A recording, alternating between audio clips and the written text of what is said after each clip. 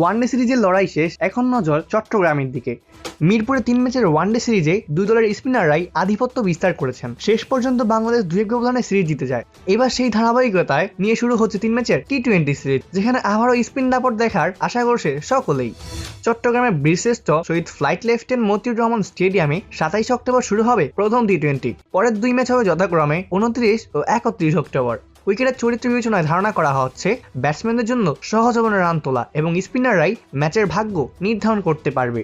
টি-20 series শুরুর আগে spin আক্রমণ আরও শক্তিশালী করেছে ওয়েস্ট ইন্ডিজ। চোটের কারণে ছিটকে যাওয়া পেসার শামার জোসেফের পরিবর্তে দলে যুক্ত হয়েছেন বাঁহাতি স্পিনার খায়রি পিয়ারে। সামাজিক যোগাযোগ মাধ্যমে এক্সে এক পোস্টে বিষয়টি নিশ্চিত করেছে ওয়েস্ট ইন্ডিজ ক্রিকেট বোর্ড। পিয়ারের অন্তর্ভুক্তির ফলে ওয়েস্ট ইন্ডিজ দলের এখন স্পিনার পাচ্ছে 3টি বাঁহাতি স্পিনার আকিল হোসেন, গুদাকেশ মতি ও খায়রি পিয়ারে। ওয়ানডে সিরিজ স্পিনারদের উপর নির্ভর করেছে সফরকারী ওয়েস্ট ইন্ডিজ। দ্বিতীয় ওয়ানডেতে পুরো ইনিংসটাই স্পিনে বল করেছিল ক্যারিবিয়ানরা। বাংলাদেশ দলের স্পিন ভরসা রাখছে মিরপুরে মেহেদী হাসান মিরাজ, নাসুম আহমেদ ও রিশাদ হোসেনের মতো স্পিনাররা নিজের উপস্থিতি জানান দিয়েছেন। চট্টগ্রামের উইকেটেও সেই ধারাবাহিকতা ধরে রাখার লক্ষ্য করছেন বাংলাদেশ ক্রিকেট অধিনায়ক লিটন কুমার দাস।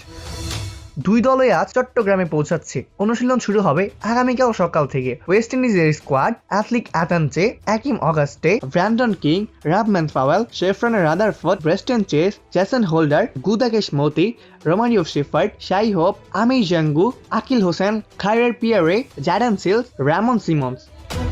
অপূর্ব দাস, প্লেভাস নিউজ।